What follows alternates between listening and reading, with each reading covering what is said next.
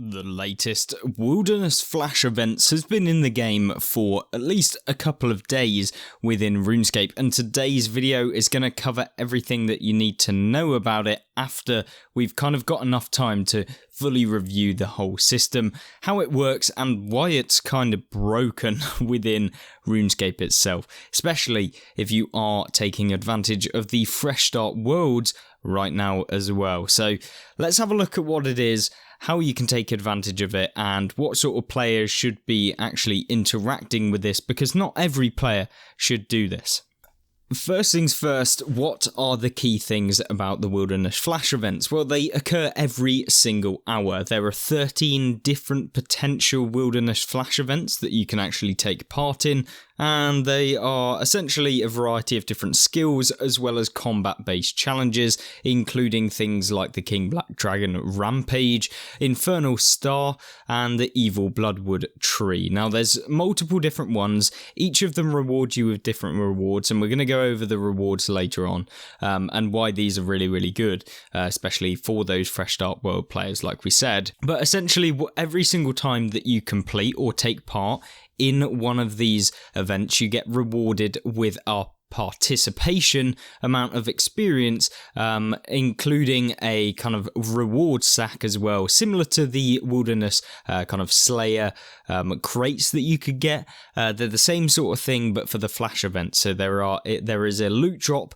that you can obtain from these, and we can actually have a look at these. And there's also some specific kind of event-based stuff that you can pick up as well. So there are obelisk shards, there are portable obelisk as well, so you'll be able to teleport around, and the portable obelisk is an infinite use version of the obelisk shard, so you can effectively use the obelisk all the way around the wilderness without having to use the shards. Of course, the shards you can purchase in the GE should you wish to, and in addition to this, you can pick up the obsidian palm stones. I've got loads of them. Effectively, they just stop you from getting an increase in threat level, so if you're trying to do some skilling methods, maybe this would be a really good time to actually go out and buy some, and you can basically just AFK skill in the wilderness without really having to worry, because when you're at threat level 10, the enemies that spawn are 10 times worse, so you have that to contend with. But apart from the initial rewards, these are some of the more interesting ones, and you can get alchemical onyx enchantments as well. So a dark onyx core may drop from special encounters that can be used to create 3 enchantments, one for each alchemical onyx jewelry. So these include Grace of the Elves, Passage of the Abyss, and Luck of the Dwarves, and you can basically upgrade these. They are, of course, tradable as well. So the dark onyx core, it's an interesting thing. It's very expensive at the minute if you want to pick it up, and that's because it's obtainable as part of the Very Wild rewards, and we can have a look at the Very Wild rewards and how you can obtain these. Well, these are essentially part of the certain Wilderness Flash events, so they're not included in every single one, and they're only included in a few, which include the Evil Bloodwood Tree, the Infernal Star, and these are the Fight, and the King Black Dragon. So they're not rewarded all of the time. Once you complete the Evil Bloodwood Tree, you then have to complete like the secondary event. So there is like 2 rounds usually in these events. You complete the first one, that gives you like your standard rewards that you would get from doing anything, along with the XP. In something like mining, for example, for the Infernal Star. And then you will then have to fight at the end of it, so combat sort of based stuff. And then after you've done that, you get rewarded with some random rewards, and these rewards can vary between a ton of different things. You can even get things like the Decimation, Annihilation, and Obliteration staff. You can get the portable obelisk, you can get reward caskets, which of course you can get standard stuff out of. You can get the onyx core as well, you can get coins, magic lords, etc, etc. You can even get dragon eggs as well, so these are all really, really good, and of course I would highly recommend you jumping in, especially if you're a new player, to play all of these events as and when the hour arrives. The only problem is that if you are wanting to take advantage of other dailies that also happen on the hour, like the divination caches, then I would highly recommend you check out the Wilderness Flash Events page, which gives you the rotation. If it is indeed a kind of very wild rewards event that includes, like we mentioned, the Evil Tree, the KBD, or it is the Infernal Star, then I highly recommend you actually go and do that, and then do your cash on a different one that maybe you're not too interested in.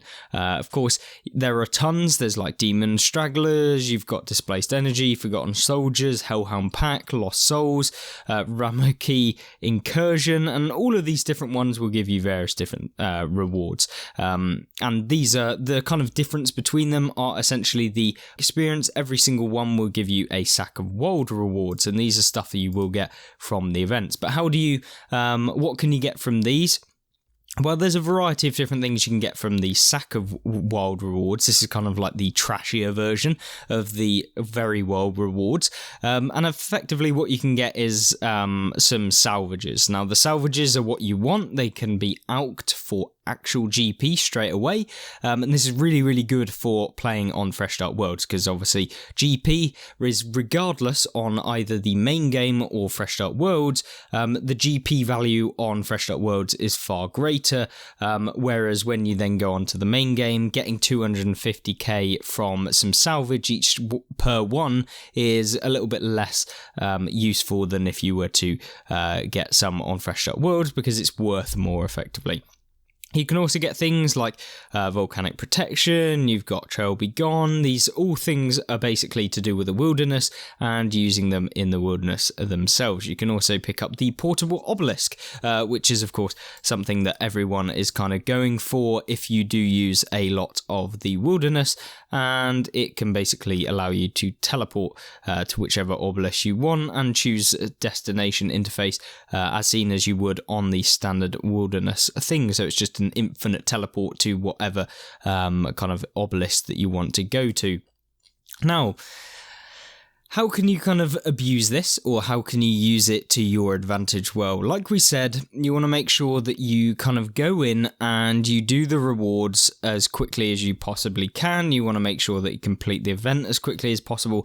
And what you want to make sure is that you go in and you pick the tasks that you think are going to be beneficial to your account. So for me personally, in terms of what's valuable for me at the time, it's the tasks or the rotation that gives me the most XP in the skills that I actually am going to be training, or at least kind of going towards completing. And that is really where these events come in clutch, because essentially they're just an extra daily that you can use to then get XP, to then kind of push forward your account in a variety of different skills. So that you get farming, there's divination, there's all of the various different skills, and you want to make sure that that you do kind of take advantage of them. And you can see them in the chat boxes in the game if you haven't already double checked which the strategies are. So for example, if I'm on this page right now, you can see that in 25 minutes here, we will be able to complete the Lost Souls event. What does this reward? Well, it's ectoplasm, so you'd expect it's prayer XP, and of course, it is prayer XP. Now, there is no additional point for being able to complete the sack of or the big, or like reward, the very wild reward, so you can only complete it for the standard. So if you've already maxed out prayer, then there's absolutely no point in you doing this unless you just wanted the sack of wild rewards. But in terms of like money per time and setting up costs, then it might actually be better for you to just go ahead and do something else, because it might earn you more money than if you were to go and kind of waste your time here if you already had the obelisk and stuff like that. So there's no real reason for you to actually go out of your way and complete these events if you're not after the XP and of course the rewards. If you are, perfect, brilliant, it's going to help you out massively, especially as a new player on Fresh Start Worlds, or just a new player in general, give you a bit of bank to be able to level up your account. So That's kind of where I'm at. Obviously, the events themselves are very, very wild. Like, the amount of people that are currently taking on all of these challenges is insane. There's just so many people that have kind of jumped into actually completing them. So I highly recommend you kind of watch out as you're going through, because they are just insane. And of course, the standard wilderness rules apply, so you can get random mobs spawn on you at the same time. So I'd highly recommend, before doing any of these events, that you jump out of the wilderness so that you reduce your threat level all the way down, and then you can jump back into them and complete them however you want. And of course, if you are going for the upgraded version of the kind of onyx bracelets and stuff like that, that include the Grace of the Elves, the Facet of Luck, etc., then I would highly recommend you do go for that, and make sure that you're completing every single day at least one of the Sack of Very World rewards ones, and because essentially the Dark Facet of Grace, which is the Grace of the Elves, but the upgraded version, can hold 2,000 Sign of the Porters instead of, I believe, the 1,000 that you currently get. And this is going to be massive in terms of upgrading it, because remember, the Sign of the Porters are really, really good for skilling, and actually the upgraded version can hold 4 times what the standard version is. I completely forgot. Jeez, that's absolutely crazy, to be honest with you. Yeah, that's going to be mad. And of course, it reduces the skill prayer point drain as well by 50%, so an additional 50%, so 100% reduced prayer drain. So it's going to be massive for kind of boosting your way through some of the skilling methods, especially, once again, if you're playing Fresh Start Worlds at the moment and somehow you've managed to get your hands on a Grace of the Elves, you'll be able to not only complete the Grace of the Elves, but go after the Sign of the Porters and the prayer point drain, which, when you're out of combat and you're taking advantage of the prayer point increase that you get every 6 seconds, you basically have infinite prayer when you're doing the skilling activities using those the prayers. So like things like crystallize, if you're crystallizing, Acadia logs, I believe, was a really, really good one for wood cutting. You could probably do that without having to reduce your or carry any prayer potion, so it's going to be mad.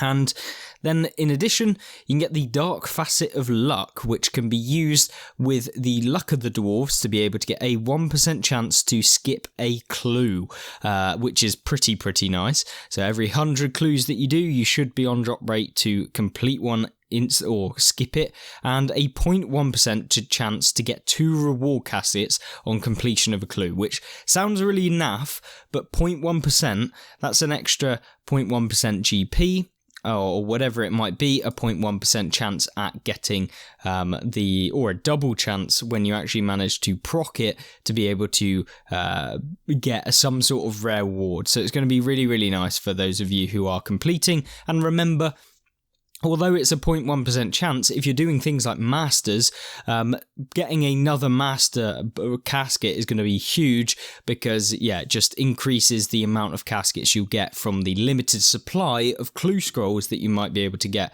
So it essentially saves you a lot of time of grinding out some of the clue scrolls if it does proc. Now, 0.1% of a chance, very low, but it's definitely interesting to actually have. And it also adds a teleport to the Dwarven Outpost. I mean, it's handy, and somewhat near the location of Captain Lorgoth. So, Dwarven Outpost, it's not, I mean, it's an additional teleport. It's going to help you out if you are doing some of your clues. So that's basically what the Dark Facet of Luck is all about. And then the Passage of the Abyss, if you do get the additional one, you can get infinite charges for the Passage of the Abyss, which we can have a look at here.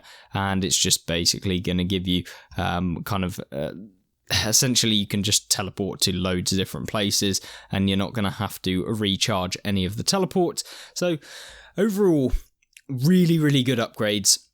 Highly recommend you do it. And, of course, make sure that you are doing the kind of epic ones or the specific ones that require you to do the combat at the end if they're multiple stage, including the Kingback Dragon and all of those. But other than that, I hope it's given you an indication as to the sort of events that you want to focus on, some of the events you might not want to focus on, the rewards that you can get from them, along with the kind of value that you can make from doing things like this. And hopefully you guys did enjoy the video. Of course, if you aren't already subscribed, please do, because it helps out the channel massively. And of course, we'll be doing plenty more guides coming in the future. So hopefully you'll join me in those, and I'll see you in the next one. Goodbye.